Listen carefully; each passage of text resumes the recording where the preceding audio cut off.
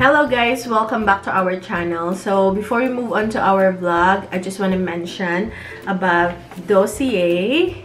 So Dossier just launched the Speak Easy collection. I got one of the new unique scents from Dossier, and the ones I got is the Bubbly Spritz. The Bubbly Spritz and Bitters. So I used this, I tried this already. It smells so good.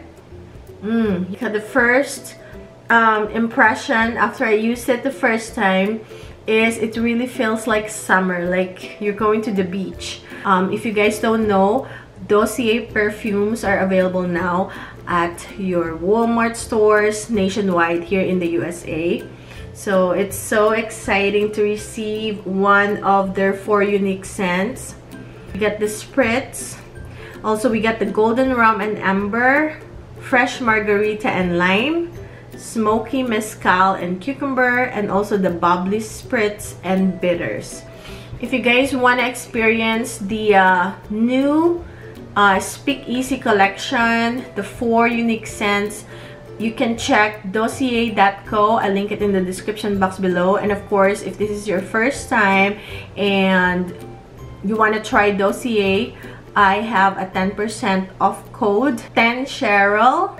And congratulations, Dossier. We're excited for the Dossier Speak Easy collection. And hello guys, so maglumpiang Shanghai tayo. Pero this time, kasi minsan napapakita ko lang kung paano magbalot. Pero ngayon, ito yung ating mga ingredients. So, ito yung gagamitin kong pork. 1 pound, 2 pounds, 3 pounds na pork. Ayan. Next is sibuyas, bawang, carrots. Kukunti yung carrots. Wala na akong carrots. Dapat parsley. Wala na akong parsley. So, celery leaves. And then, bell pepper. Dapat green. Wala akong green. So, red. Also, shrimp. Since kukunti yung ating onion, I'll be using some more of the onion powder. And also, we have salt and pepper. Also, we have soy sauce. And for umami flavor, oyster sauce. And yun lang ang ating ingredients para sa ating lumpiang Shanghai. So, we'll start. Para mabilis, ginagawa ko, ipinapulse ko na lang itong mga gulay dito sa ating, dito, pati itong shrimp. So, ilagyan na natin, pero kailangan chop upin muna natin. So, start natin with the onion. Yung sa corner, yung carrots. Ating bell pepper. Also, celery. Para mas madali. Isang ano lang. And also, itong ating shrimp. Isang ano na lang yan. Okay?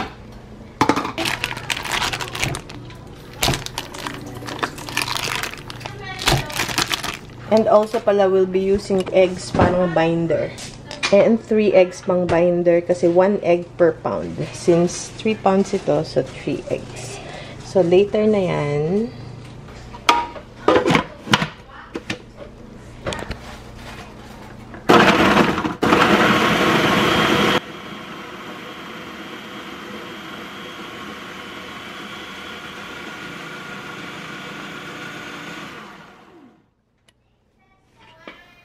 Make sure na ground up siya ng maganda.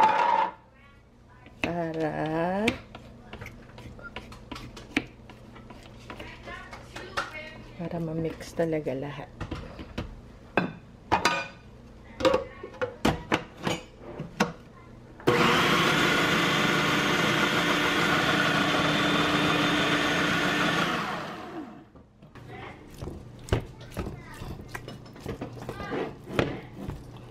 So, i-ano muna natin. Break apart yung ating ground pork. So, ang ginagawa ko is ground pork lang ngayon. Pero pwede rin na beef and then pork. Pero ngayon, ito lang, ground pork. Puro.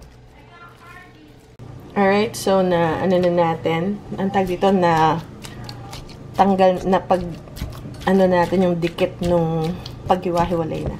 So ngayon, ito yung ating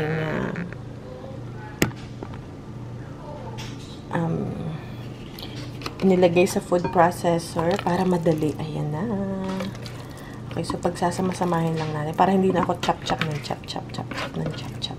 Matagal mag-chop-chop. Okay, so itong food processor na ito, sobrang malaking tulong to sa akin. Ito nakuha namin itong brand. Kwento pa.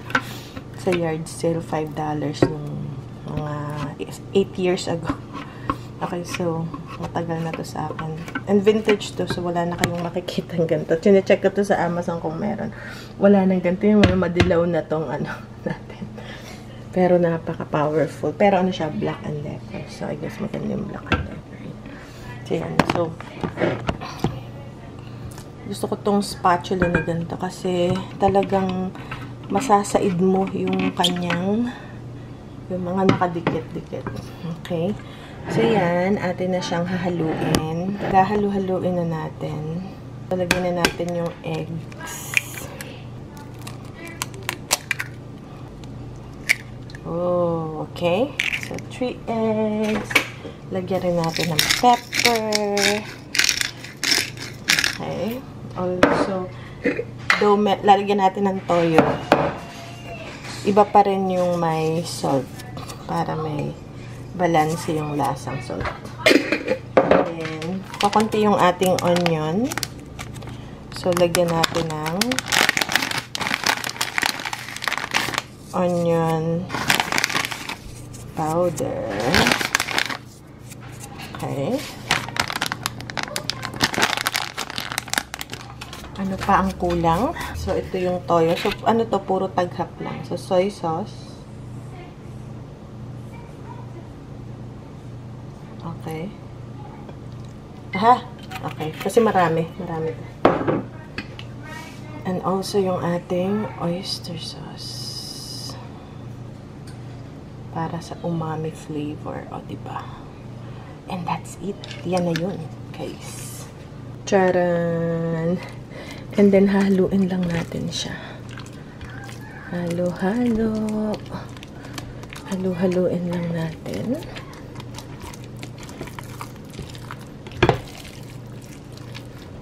Maigi. And then, ilagay natin sa refrigerator. Napansin ko yung oyster sauce. Nakakasarap siya talaga. Okay.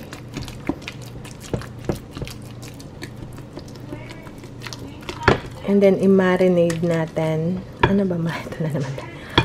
Marinade. For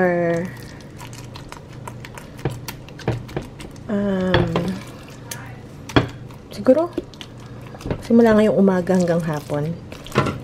24 hours maganda rin para siksik yung lasa, pero 12 hours okay na. Kahit nga 6 hours. And then babalutin na natin after nun. And if you freeze, and then in 1 week, ito guys ay ating i-deliver sa pag-delivera natin. Okay. Yan na. And then, i-cover lang natin ng plastic. And then, ano na siya? Ready na siyang i-save sa refrigerator.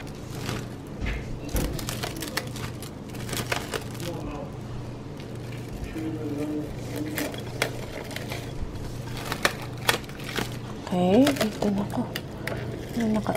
Make sure na ano siya, nakatakip talaga kasi mag-aamoy ulam yung ref nyo.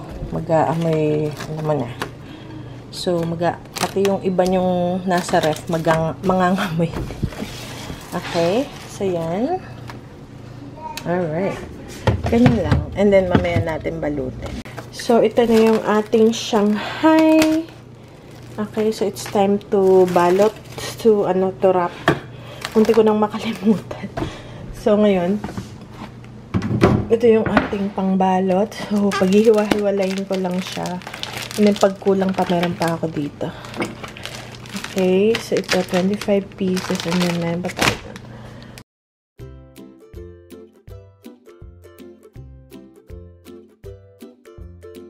Tatanggalin ko lang siya individually.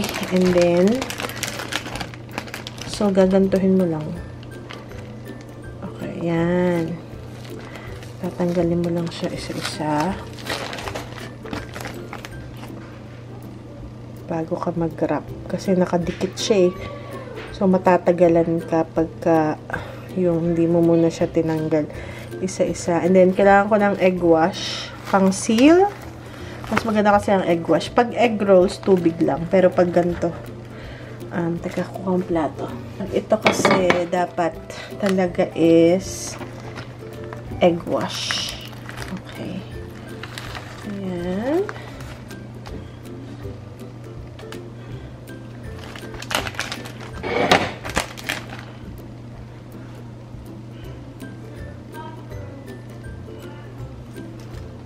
Okay. Alright guys, so tatanggalin ko lang siyang isa-isa. And then later mag-start tayo.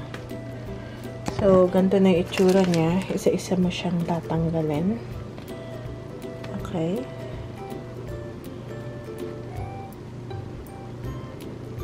Alright. Ito pa, tsaka ito. So, para hindi matuyo, nalagyan ko ng paper towel na basa sa ibabaw. Tapos, kukuha lang ako ng isa. So, ganun akong magbalot. So, naano ko na yung dalawang wrapper yan. Okay. And then, igaganyan natin. Ano? Meron tayo ito yung egg wash. And then, ano lang natin. Ikinakalat ko siya para pag niluto, naluluto yung buong karne. Especially, ano to, baboy. So, malasa. Bango. Malasa siya.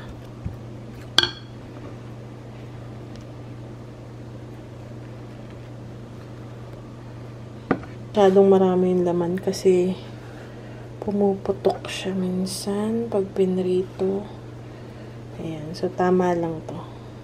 Ayan. Ganyan.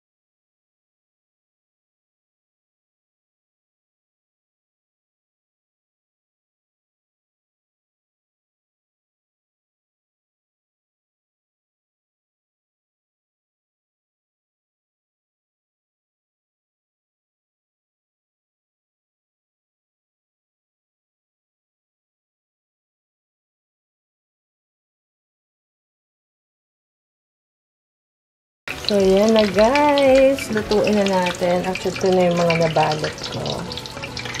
Okay. Tapos ito, yan pa. Yan pa tayo dito. Dito 5 lang. Yan. Ating lumpiang Shanghai. Meron ulit tayong pagbibigyan. Ngayong umaga. So, maaga to. Aga kong gulising. Tapos,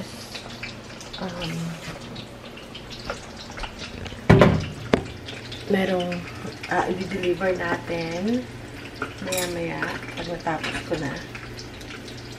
So, ililipat ko to. Yung mapalamig ko muna. So, una muna dito muna. Habang ini-strain siya, pag lumamig na, dito naman yung final.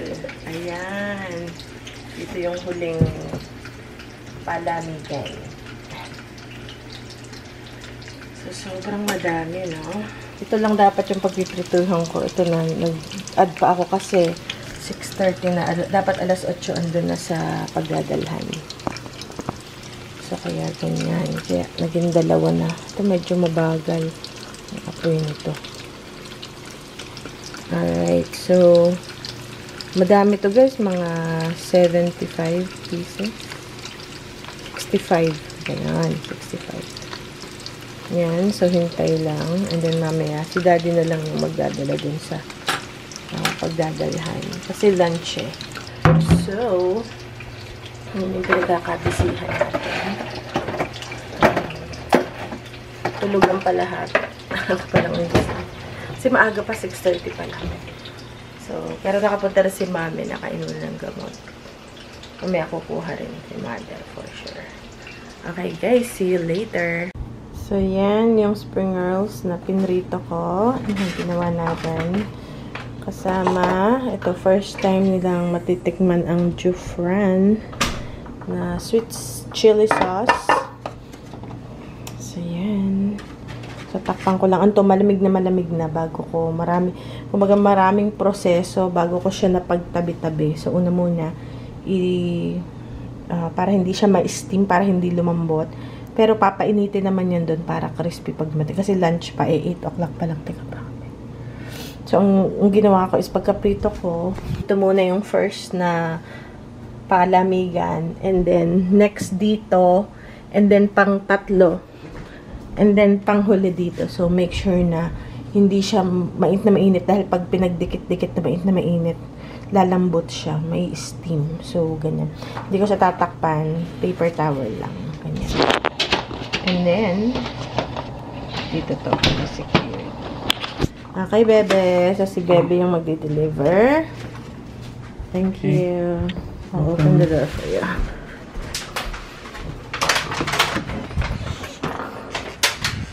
Si Bebang. Okay, see you. See ya. Thank you. Be careful. Okay, so tapos na ako. Alas 8. Nag-start ako eksaktong 6 o'clock. And natapos ako mga 7:45 kasi 2 yung ginawa kong salangan para mabilis. Kasi kung hindi pa ako tapos ngayon magprito. So, hindi ko alam kung kailan yung sunod. So, ayun, see you guys later. And mag-aasikaso naman ako ng bahay. Alas 8 na. And yeah, so deliver ng daddy.